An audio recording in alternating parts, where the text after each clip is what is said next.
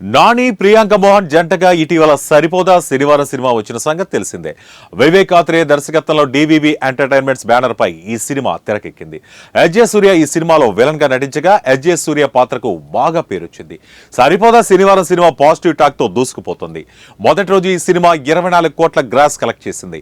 తాజాగా సరిపోదా శనివారం సినిమా 3 రోజుల్లో 52 కోట్లకు పైగా గ్రాస్ కలెక్ట్ చేసినట్లు మూవీ యూనిట్ ప్రకటించింది. దీంతో ఈ సినిమా దసరా రికార్డు దాటుతుండగా నాని ఫ్యాన్స్ ఈ అప్డేట్ కోసం ఎదురు చూస్తున్నారు. నాని కెరీర్లో దసరా అత్యధికంగా 110 కోట్లు కలెక్ట్ చేసింది.